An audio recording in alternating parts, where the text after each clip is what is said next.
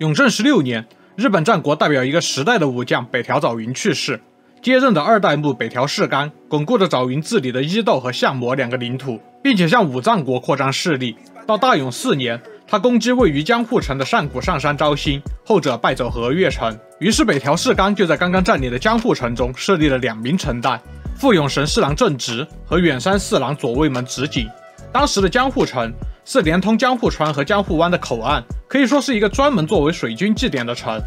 而北條氏也確實，自從控制了相模的三浦半島以來，就與隔江戶川相望的安房的里見氏對峙。北條水軍的核心也是來自安房的海人一族，他們大多曾是在伊豆活躍的海盜團體。今天我們來聊聊這海人一族們在北條氏麾下經歷的諸多大事，以及他們的最終結局。這裡是巫女花散裡演繹日本歷史與傳奇的頻道，記得先點讚訂閱哦。大永5年，北條氏綱入侵下總，里見石窯派兵到下總防禦，同時動員水軍攻擊三浦半島。里見水軍對北條水軍的船只造成了很大傷害，並且成功登陸，但是因為那幾天風力太大而被迫退回了安房。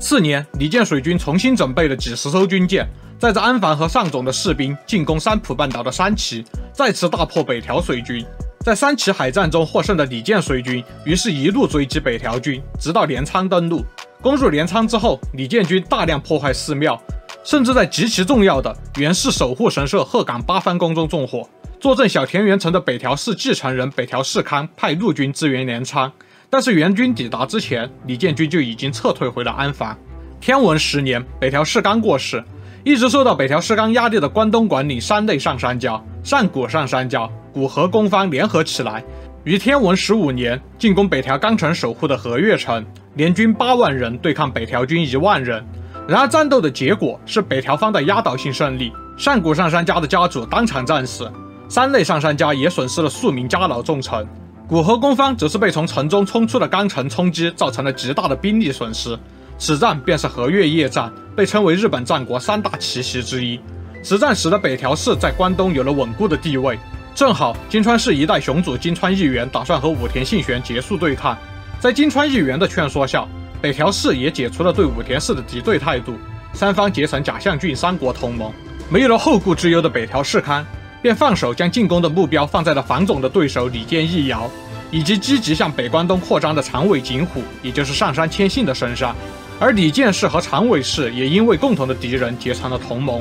在與里見氏的爭奪中，北條氏雖然在陸上連續取得勝利，但在海戰中卻處於被里見水軍壓制的狀態。這是因為雙方的海軍核心都是來自安房的海人一族出身的海盜將領們，但是北條氏的統治區域不斷地在擴大，控制的海域也擴大到駿河灣、相模灣和江戶灣3個區域。以前招募的伊豆和三浦的海盜就無法完成廣闊領海的防務，北條氏便讓很多陸上將領和士兵們轉為水軍，造成了北條和里見水軍作戰水平的差距。在主戰場的江戶灣上，北條和里見水軍互相打游擊，乘機繞過對方的陸上防線，襲擊對方的後方。這樣的情況持續了很長時間。不過在駿河灣上，北條水軍也和作為同盟的金川水軍偶有作戰。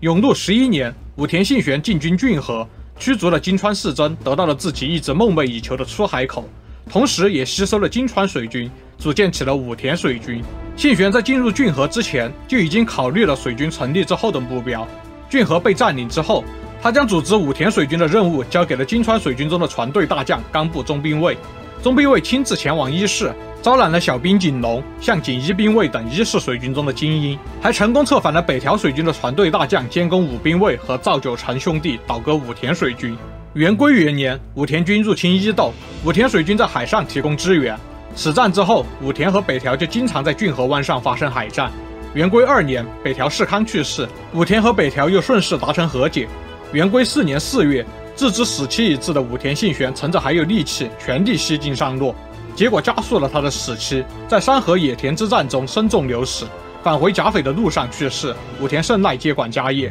天正3年，武田勝賴進攻山河長小城，遭到了織田信長和德川家康聯軍的大敗。為了重振士氣，勝賴在天正5年與北條氏政的妹妹結婚。次年，上杉謙信去世，上杉景勝和上杉景虎2個養子之間爆發了家督繼承戰爭。武田勝賴原先是支持北條氏政的弟弟景虎，但是中途改變立場，支持上杉景勝。使得武田家和北條家的關係再次惡化，兩家再次開始了海上和陸上的激烈衝突。直到武田家滅亡，武田水軍被德川水軍和北條水軍所瓜分。天正16年，已經完全控制了西日本的豐臣秀吉，要求北條氏政和北條氏直父子上洛。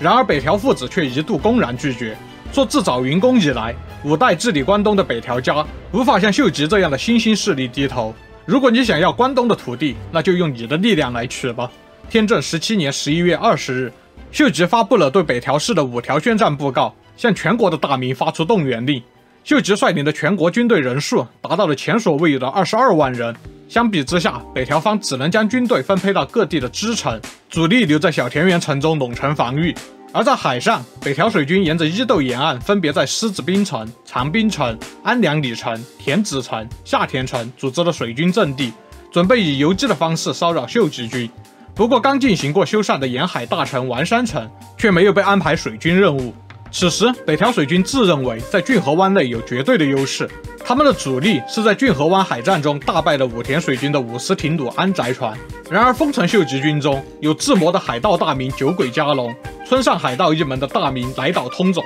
還有加藤嘉明、血板元治、長宗我部元清等帶領四國和中國水軍的大名參戰。他們組成的聯合艦隊主力擁有數百艘船，數量已經絕對碾壓北條水軍。除了主力艦隊，德川家康在駿河、遠江、三河負責海防的水軍也參與了戰鬥。豐臣軍聯合艦隊在清水港集結，為了不讓北條水軍進行游擊戰，他們出擊之前把西伊豆沿岸直到入海口的城寨據點全部攻占。德川家康則是派人佔領了八木澤丸山城和在安良里和田子的北條氏從武田氏手裡搶來的水軍據點，可以說是萬無一失。除了數量碾壓和陸上據點的絕對優勢，北條水軍引以為傲的裝備優勢，在秀吉的聯合艦隊面前也是不值一提。曾經在關東橫行的北條水軍50町廬安宅船，面對酒鬼水軍裝備有3門西式大炮的特大型裝甲安宅船，根本不是對手。長宗我部水軍的旗艦大黑丸，也是一艘裝有2門西式大炮和200挺火衝的重裝戰艦。雙方水軍的裝備可以說已經有了時代差距。豐臣秀吉帶來的西國水軍，完全打破了北條水軍曾經的作戰常識。很快，這一區域的北條水軍就被徹底擊潰。唯一的例外是下田城的清水康英頂住了衝擊，沒有被破城。秀吉留下了長宗我部元清在下田城防備，主力則是轉向小田原城包圍戰。元清也想早點去小田原城分戰功，於是他用一封謊稱北條本家已經投降的假信騙清水康英開城，康英就上了這個當。本來元清承諾，如果康英開城投降，將保證禮遇對方。但是清水康英出城之後，受到的卻是按照戰敗將領標準的對待。